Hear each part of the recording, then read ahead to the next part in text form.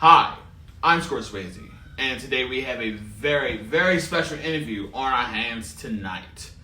We have the most dynamic duo coming out of Baltimore City with the tandem of rapper producers hailing from Finago Park, the most destructive beats on board with Benjamin Banger, and the most flawless rhymes one can write coming from Scoreswayze. Together they are Telepathy Club. They dropped a project this past January, self-titled Telepathy Club, hitting the streets rampant with projects and singles such as Batman Beyond, Rubber Bang Bang, Tsubomi's Interlude, and more. Gentlemen, how are you doing? Can't complain, you know. You know the same, man, plans. But yeah, I'm blessed. I couldn't actually be anywhere else but to be here being interviewed by a great guy such as yourself, and being with a talented man, Benjamin Banger. So yeah. Ditto. It's like I'm doing cool for real. Shout out to Score. I'm really happy to be here. I've never thought that I'd be in an interview with Score.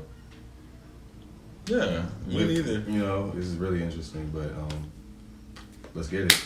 I'm a big fan of your work. Just seeing you like in Finago Park in the Finago Park house really just do like all them goddamn interviews. It really made you a monster. So like when you really started this series, I was really like, wow, like this nigga really good at this shit. Like this shit's crazy. Legitimately Diane Sawyer, like no bullshit, bro. Like, and it's a very necessary thing that we need within like the community. So dare I say, Katie Couric? I wouldn't insult him like that. Damn, alright. I thought that was cool, but alright.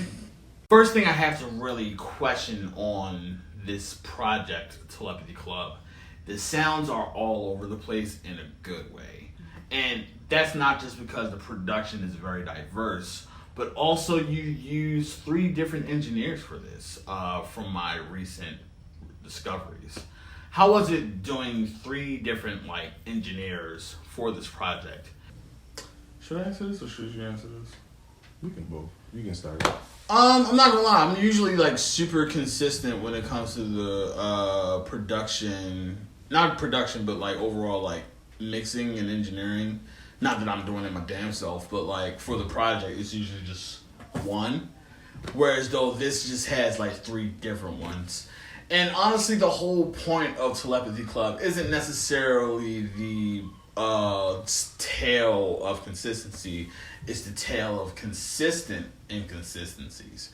Because quite frankly, all we've really been doing with Telepathy Club, like the first song that we did was like fucking lasagna.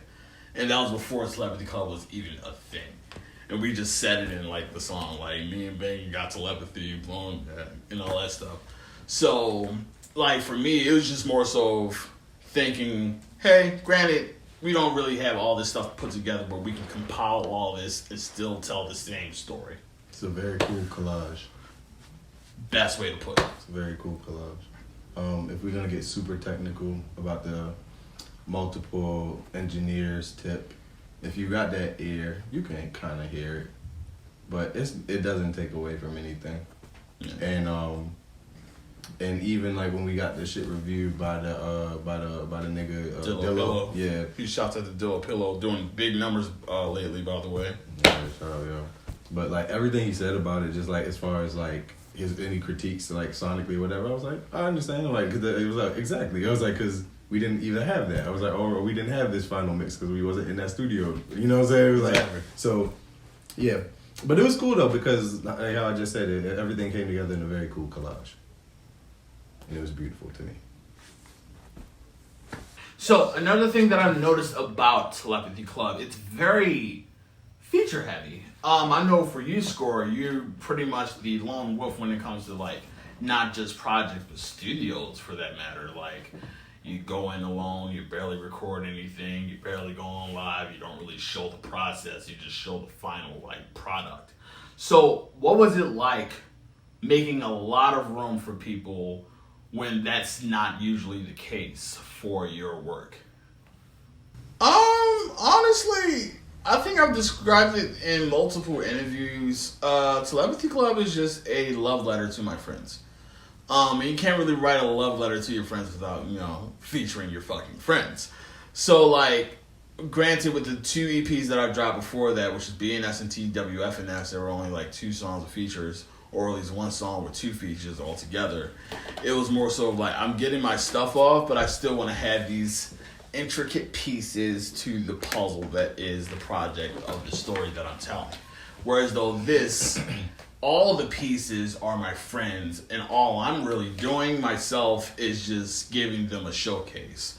Like, I want to say almost every song has a fucking feature. Like, every song. Like, one of my favorite songs is Hold Up Wait. And the one thing I really enjoy about it is, low-key, I made it a title song. Like, that is a pure, bona fide fucking title song. Like, the fucking sing, the unorthodox flow. You got on his JC on Taylor shit and then just absorb the flow of whoever he was on the song with. Yeah, I pretty much just... But with grace. With grace, because not with the disgusting thing. JC on, you be looking drunk. Ugh. Anyway. But nonetheless, like, I kind of just want to make sure my friends get featured and my friends get shine and my friends get all the accolades that they deserve, whether it's a small little project such as TWFNS or BNS, or like a very heavy LP such as Telepathy Club. Yeah. Shit. What was the question? Why is it so feature heavy? Shit, that's how you was feeling. And then I guess where I was thinking, I was like, no, that's some songs with no features, but those songs that have me on them. You know what I'm saying? So, yeah, I wasn't pressed to be all over Telepathy Club, but like the songs where I was on there, it fit, and then honestly, a lot of the verses I had on there, well, all the verses on there I had was like bold for real, because I don't be really writing like that. So, Rubber Band Man is like a good 5 or 6 years old. There's actually an original Rubber Band Man with just me, and that was the first time I recorded a song by myself. And I think I recorded that like 2015, 2016. Yeah. So yeah, but yeah, everything still fit. You know what I'm saying? It was like, oh no, this is hard. So there was still things that I wanted people to hear. As far as me being featured, you know what I mean? Like a little diversity. I mean, it's not like I don't got no other rap shit out or anything, but it was cool. Like this one, it was cool. Like I like rapping on my beats too. So yeah. Interesting. So for you, Ben, I know that usually we're dealing with like Goodfellas stuff. Huge shout out to Goodfellas, by the way.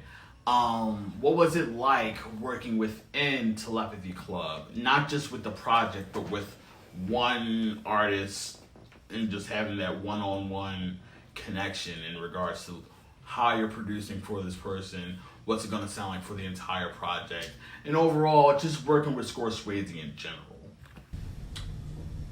Well, that's easy. I mean, I Score got my first beat ever. Well, that's my first like placement with a rapper. So, and that was my first like producer, like legit producer, not like rapping off of fucking arms, freestyles and shit like that. So yeah, they don't know about J Arms. Man. It's a different era. You weren't outside. Niggas got tight beats now. Niggas wasn't trying to get the J Arms, but yeah, no, like it's easy. It's my brother for real. And then like even before this project, like Score like got a few where I'm like, yo, he got like he like the loves for the samples be crazy sometimes. So like one in particular, Silver Shadows, like I was like, that was one he was like, yo, can you do this? And I was like, sure. You know what I'm saying? And crazy flip. Yeah, and I was like, here we go. Flip. Like I don't even know if that's how you wanted it to be at first, but like I was like, that's it. But yeah, like with our music making process is very fluid, and Score is like amongst the whole Finago Park is like one of my favorite collaborators because I feel like he matches my energy as far as like my output and like what I'm trying to put out and like at the rate that I'm trying to put it out. You know what I'm saying? And Score will take things upon himself, so it's like it's easy for real. You know what I'm saying? Like and even in particular, like I picked out like a lot of the vocal, well not the vocals, like the cinematic parts of Telepathy Club, where it's like you can hear the Japanese from the show from Mob Psycho 100, but like he arranged it, so it's like, you know, and I liked it. You know, I really liked it. You know, I was like, that's actually one of my favorite parts, low key. I was like, yo, I love how he like arranged everything. It's so perfect. That was a lot of pressure, not gonna lie. It's so hard. I was like, wow, I loved it. So yeah, it was cool. It was cool. Easy. Oh, fuck. I must say, Score, the rashness, the overall unmitigated gall definitely speaks out in regards to how you're really approaching these songs in Telepathy Club. Dare I say a certain edge or killer instinct? What would you say is your favorite verse through this whole project? Favorite verse on Telepathy Club. Not gonna lie, I'm gonna say TC Intro. Just because TC Intro just really set the tone for the entire project. That's for one. Two, just overall flow switches, just how should I put this? I really am a student of Felipe Fiasco. I always have to give him like the utmost credit for like how I really style my writing. Essentially how he does like the playing with the verses and playing with like the flows and just overall fucking layers of reference and similes, metaphors, just making a fucking lasagna, no pun intended, of a fucking 16 bar verse. And all I really try to do is just one up whatever he does or whatever I do. So TC Intro is definitely one of those heavily layered lasagna slices, where so you get that saucy ass flow, you get that starch ass bar, and you'll get overall what you need vegetable wise from just overall quality, plain old quality. So I would definitely say TC Intro. If I may interject, he said lasagna earlier, but that's my favorite verse that you got on the project. Thank you. That shit crazy. And then it didn't even help because you made the gift with the nigga. Sammy Zayn crazy. It was really tweaking. No, I have a story about that. Fuck Sami Zayn. I hate Sami Zayn. This piece of shit. No. I have to say this, and it's gonna go viral. I don't care. This piece of shit. I did the dance thing. It got some traction on Twitter. Some, not crazy, didn't go viral, but some traction. The next fucking SmackDown, he wants to make a dance go viral, and not. Yeah, you see where this is going. But hey, I'm not gonna say anything. Fuck you, Sammy. If you go to AEW, I hope you die in that fucking mid card. One of the project's most standout songs, if I do say so myself, is Tsubomi's Interlude. It's one of those songs that really gets your ear. It kind of overall like engulfs you in an emotion. Not really telling what the emotion is, from the song to the beat to the sample to the lyrics. It's just encapsulating. So, could you tell us what the process was for making that song? Sure. Well, if my memory serves me correct, Score was like, yo, you should sample this. And I was like, you think you slick, yo? You sampled that. I'm not trying to be in your Score Swayze cinematic universe. But you already are! I was like, shit. But then I did it, and I had it on my computer for a little while, actually. And then one day I actually played it in person. Yo was like, Yeah. and I was like, oh, that's cool. Yeah, I was like, yeah. And I was like, okay. And it was cool in my head at first, but like sometimes like a beat will get really taken up like once the vocals get on it. And that, to me, that's one of those type of beats where it's like once everything was on top, it was like, wow, this is. I think when I recorded the reference, it was only like a minute 30, right? Before I even got Beth on. Like, because basically it was just like that quick little loop because you didn't even like flesh it out yet. Yeah, true. And I was like, fuck it, we can do something to it. Beth wanted, like, the way Beth got on it, it was like one of those times where I'm just like in the fucking house. I hear the beat going on. It's just like, you know, it's living with a producer. It's going to happen. And like Beth walks in, oh my God, I love this beat. Like, and I'm pretty sure Ben said, yeah, Score's on it. And I already thought to myself, all right, let's get the. It's true. Is it true? Can we confirm? Okay, cool. That's just confirmed. So yeah, like basically, she's like, all right, cool. And the one thing I really appreciate about like my collabs, especially with Beth, is the overall contrast of the two artists like working together. Because like I don't make this kind of songs. You know my fucking resume or my resume. I do now, but like you been there. It's just like sipping. You was there. You been there. Yeah, we've heard that. I've heard that effect on your voice before. You weren't outside, but yeah, like the contrast between me and Beth, like knowing how like sweet it sounds and stuff like that, and everybody says like, oh, she sounds like a little Japanese girl on the song, and like the way I like put like my vocals on it is like all like heavy and gruff, but it still has that auto-tune lightness to it, and it just like meshes so well. And then you have like the overall layers of L Cook on top of that, and it's just like all balances out. Like the end of the song just like clashes with fucking that's when you go to heaven. Like that's the ascension. That part, like yeah, like if you mute Donda and the part if you mute the whole Donda, and at the end where it's like the part where Kanye went to heaven, that's the part where it's like all the beat goes silent and it's just acapella. Yeah. That's what Kanye ascended to. I should record that and make it a meme. Mm-hmm. But quick little tidbit. I don't know if anybody knew this. I'm pretty sure I told Ben this. Tsubomi's Interlude wasn't supposed to sound like that at all. It was actually supposed to be a cover to Immature's I Don't Mind. But I just never did it. And I'm pretty sure Ben didn't want to sample that anyway, so I didn't even stuck to it. But like my first initial idea for Tsubomi's Interlude was covering that, because like Immature is one of those like, you know, boy bands and stuff like that.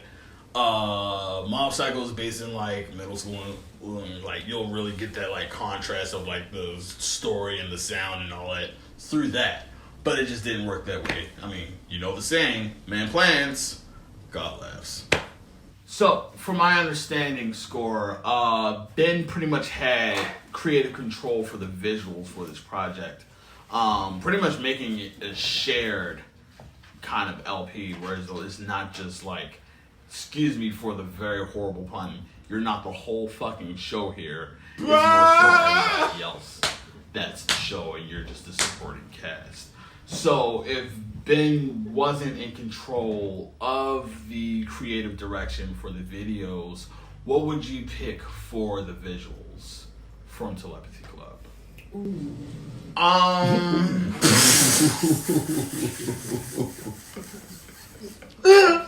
I was breaking fourth wall here, but I would say for the visuals, definitely TC Intro. That's your favorite song? No, TC, like you know the story behind TC Intro. Remember that time we went to DC? It was Velvet Lounge, it was that beat producer thing. It was like one of those freestyle battle joints. And one of the songs that came on was the Casey Jones joint. It's the same sample from TC Intro. So that's where I got the sample? I don't know if that's where you got the sample. It's actually a pretty heavy sample one. But that's the first time I heard it, and then I heard that. I'm like, oh, fuck, I get an opportunity to do the sample. So, yeah, it's not related. I remember, yeah. Exactly. So, like, definitely TC Intro, absolutely LSD. And the way I wanted to do LSD, it was going to flow from Tsubomi's Interlude, just like it does in the actual project. But, I mean, can't really schedule that way.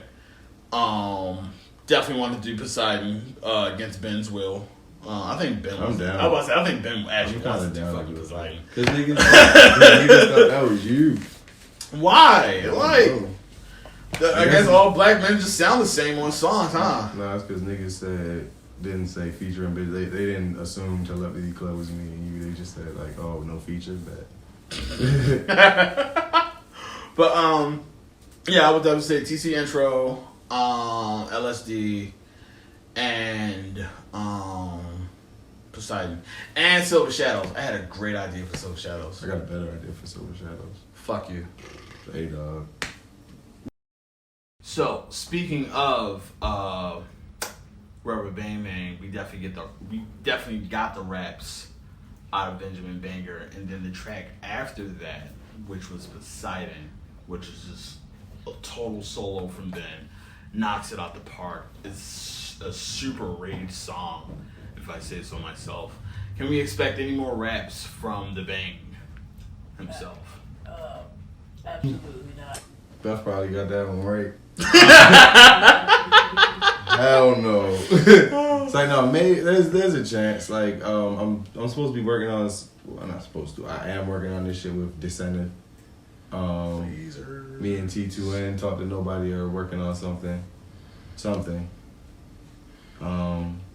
It's a possibility. It really, for me, it kind of comes and goes. I gotta be in a space where I really want to do it. Like where I said a lot of the verses were old. That was in a space when I was like, I really wanted to write, and yeah.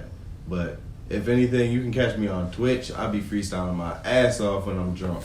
So, dude, yeah. Beth knows you to a T. This was the exact answer. I heard it, but definitely. Yeah. That you can definitely catch me on the Twitch on the freestyle tip. I'm going to geek. I got one. I was going crazy the other day. I believe you. I just might as well record. How about this? We got like a Ben Banger drunk album. It'll just be cool. EP, 4 songs. We're gonna call it "Drinking Myself into a Stupor." Love it. How about that? Love it. Well, if I do say so myself, it's been an excellent interview. I'd like to thank both of you, Telepathy Club, Score, Banger, for an amazing interview. Also like to thank everybody at home for watching this amazing series and interview with Score Swayze. Huge shouts out to the DP title himself, King Boop. And we'll be on the lookout for more interviews coming from scoreswayzeTV. And of course, everybody at home watching, please stay tuned for more things from scoreswayzeTV, whether it be music, whether it be Score Swayze Cinematic Universe, or even just some video game tournaments. All that is in the works. So, I'd like to thank you guys for watching, and of course, we'll see you when another show comes on.